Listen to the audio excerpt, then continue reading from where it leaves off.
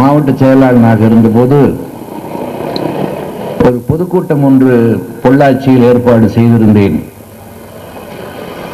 அந்த கூட்டத்திற்கு கலைஞர் கருணாநிதி அவர்களை பேச அழைத்திருந்தேன்.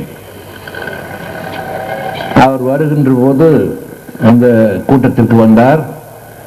அவரை வரவேற்பதற்காக விடுதியிலே அவரை அழைத்து செல்கிற போது அவரோடு காரிலே ஒரு இளைஞர் மிக ஒல்லியாக முடி நீளமாக வைத்துக்கொண்டு திருநீர் பொட்டெல்லாம் வைத்துக்கொண்டு ஒருவர் வந்தார்.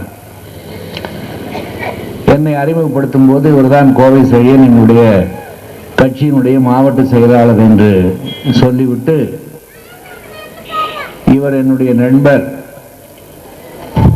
இவருடைய பெயர் கண்ணதாசன், இவருக்கு கவிஞராக வேண்டும் என்று ஆசை, ஆனால் ஸ்டுடியோவில் டயலாக் மட்டும்தான் எழுத வாய்ப்பு தந்திருக்கிறார்கள், கவிஞராக வேண்டும் என்ற ஆசையில் இருக்கின்றார் என்று எனக்கு அவரை அறிமுகப்படுத்தி வைத்தார்.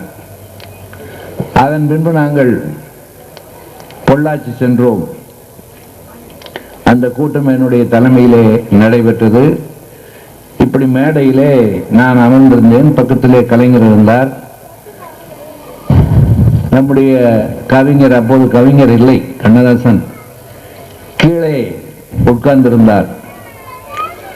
கலைஞர் என்னிடத்திலே சொன்னார், கண்ணதாசனை பேச அழைத்தீர்கள். கவிஞர் கண்ணதாசன் என்று அவர்தான் முதல் பட்டம் கொடுத்தது.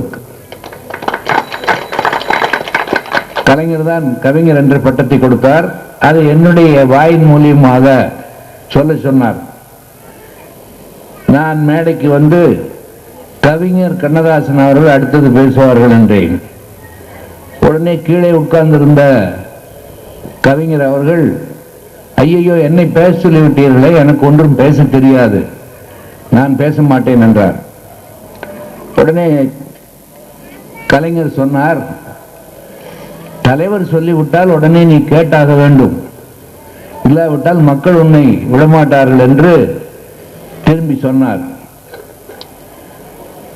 உடனே அவர் எழுந்து தன்னுடைய வேட்டியை எடுத்து நெற்றியிலே இருந்த பொட்டும் அந்த திருநீரையும் அழித்துவிட்டு மேடை ஏறி,